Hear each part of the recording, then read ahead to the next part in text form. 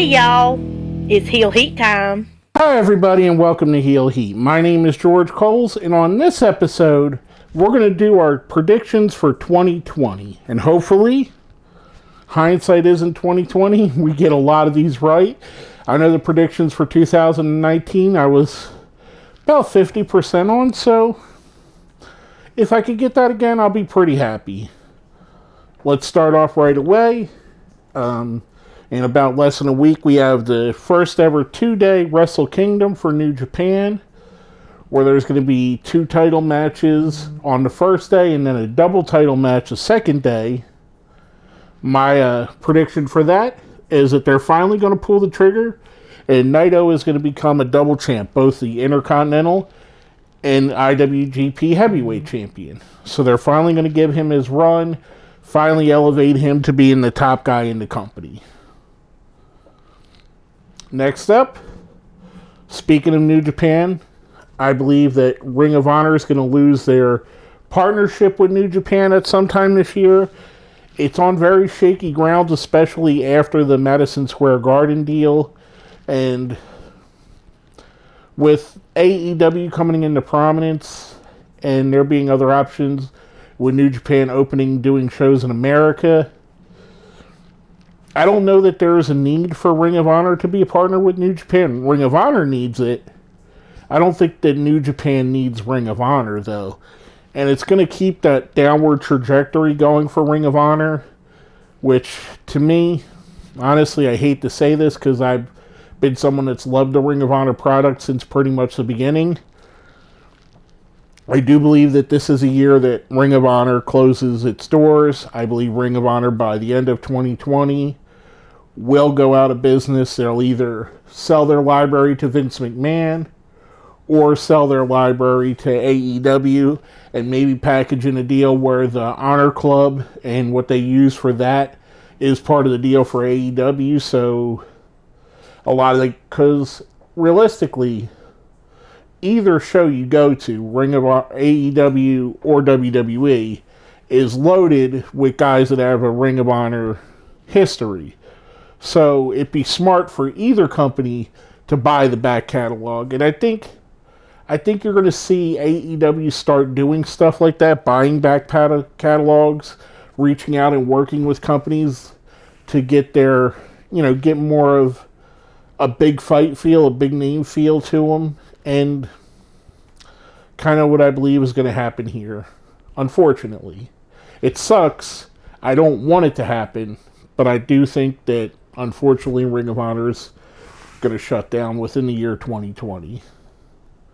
Next up, on a more positive note, I believe that both Marty Scurll and the Revival are going to sign with AEW. Probably the most take-it-to-the-bank money prediction I'm going to make on here. This one is pretty much a no-brainer for both of them. I think that the Revival, with the burgeoning group of tag team talents on AEW, would be awesome for them to go there and show their talents along with them.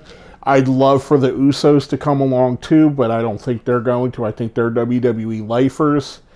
And Marty, for obvious reasons, being part of the Elite since the beginning, being a big part of being the Elite for most of its run, I think he's going to come right along and he's going to pick AEW over every other promotion that's throwing money at him right now. So that's why I believe those guys are going to go there.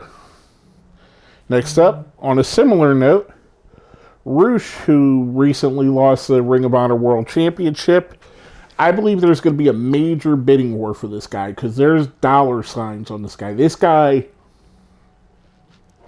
not just in America, but he is a major talent with a major marketability that could work in any company, anywhere in the world. I think there's going to be a bidding war between AEW, WWE, and New Japan Pro Wrestling. And I think he's going to end up picking New Japan as where he goes. Because I think that's the best fit for him, if I'm going to be perfectly honest. I don't know that he would fit so well in WWE. Just look at Andrade as a comparison. Andrade, as great as he is, isn't... hasn't really been able to crack that glass ceiling as of yet. And I think that's kind of a template of what you want to look at as a similar in style, similar in working, similar in their ability to speak the English language. I think him going to New Japan, getting a run there, is his best bet for right now. And I think he'd be a major star there. If anywhere he picks, he's going to be a major star. Rush has a talent that's got the future written all over him. So, to me, they're going to be a bidding war, and I think New Japan's going to win it out. Now, next up, the NWA Power Show is going to go on either Hulu or Netflix or some other streaming service.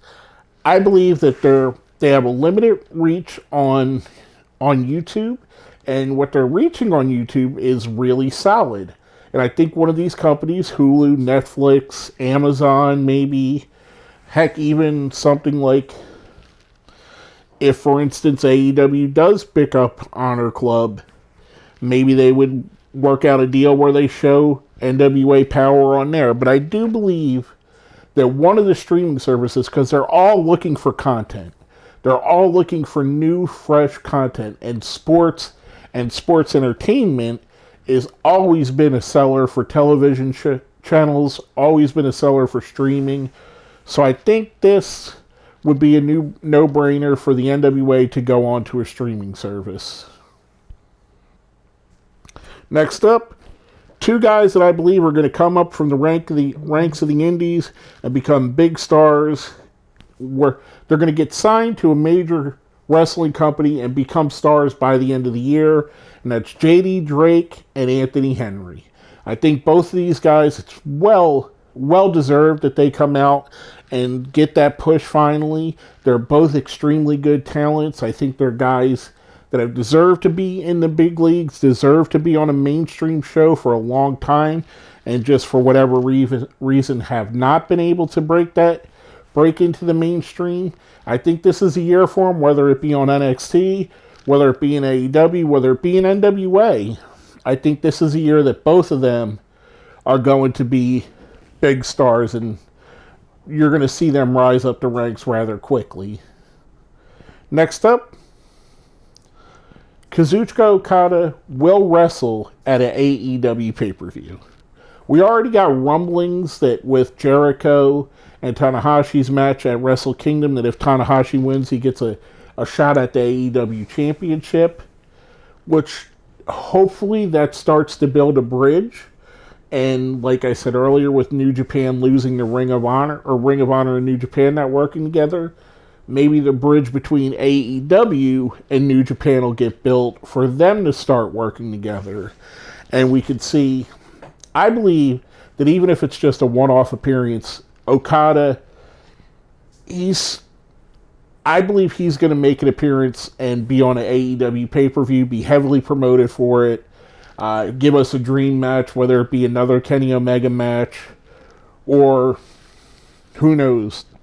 But I believe he'll show up on an AEW pay-per-view. And conversely, I think Kenny Omega is going to show up at a big show for New Japan Pro Wrestling. I think the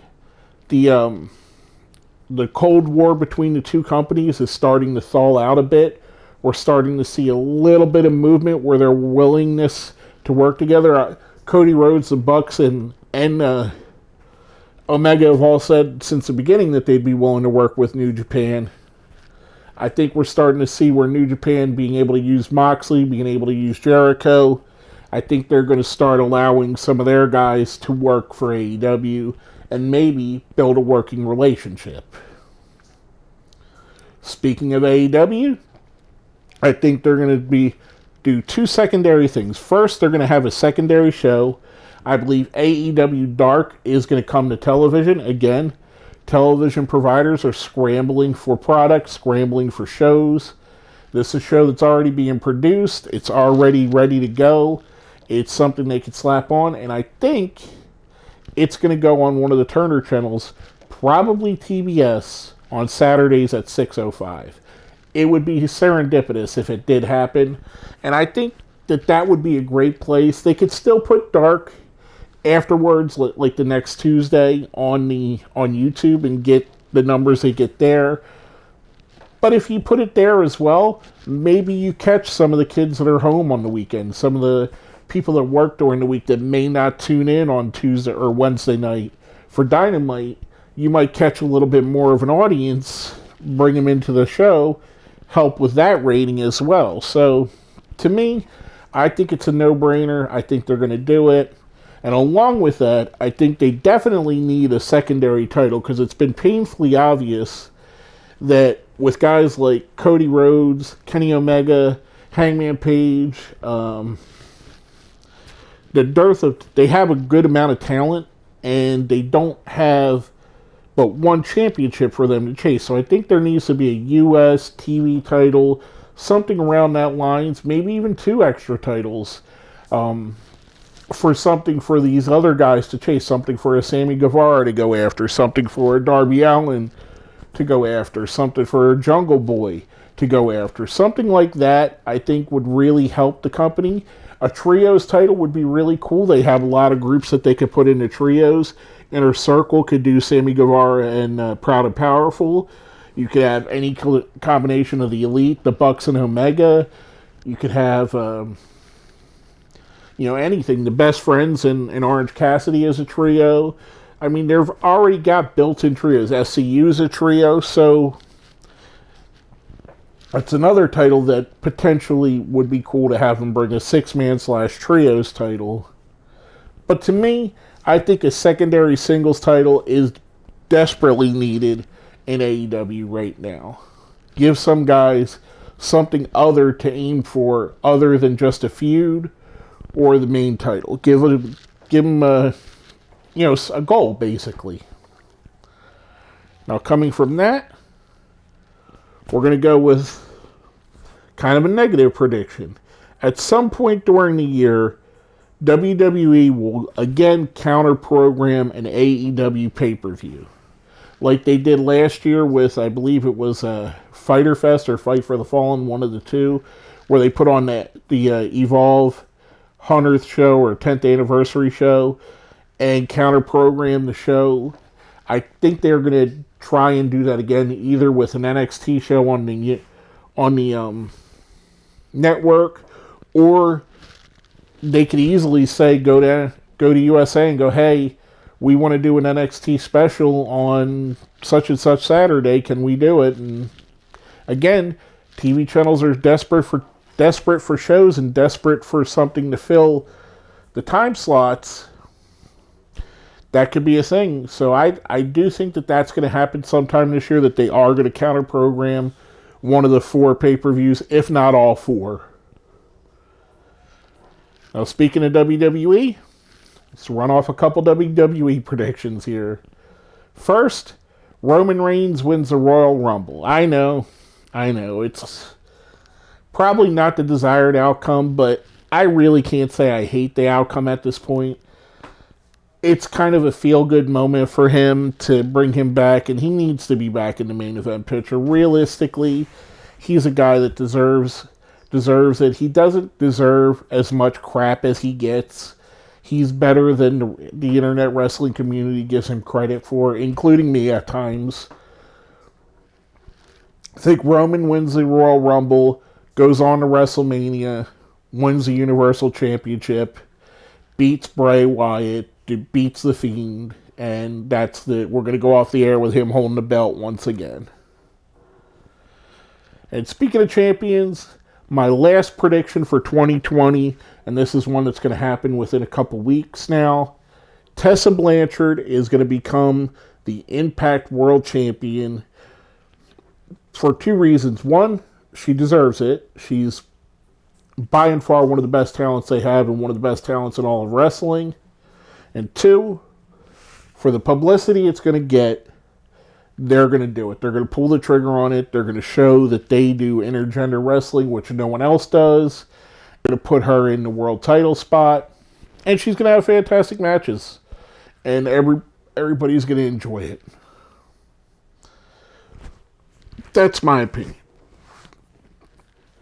These have been some just random thoughts and random predictions for 2020. Some good, some bad, some I really don't want to make, but I think the writing's on the wall on some, like Ring of Honor, of course. But let me know what you think. If you got some predictions, what do you think can happen in the world of wrestling in 2020? Do you think some of my predictions are way off the wall? Do you think I'm spot on? Do you have something that you predict? Let me know. Hit me up in the comments down here. Let me know what you think as well. I'd love to hear it. With that being said, shout out to our friends AEW for once again being a Patreon supporter. We appreciate the hell out of it. If you want to become a supporter, it'll be down here in the description. It helps us out. It helps us get lighting, cameras, all that good stuff. Right now, my desk is kind of a mess because I'm preparing for tomorrow night's New Year's Eve. But other than that, normally I have it cleared off here. But anyway, I digress.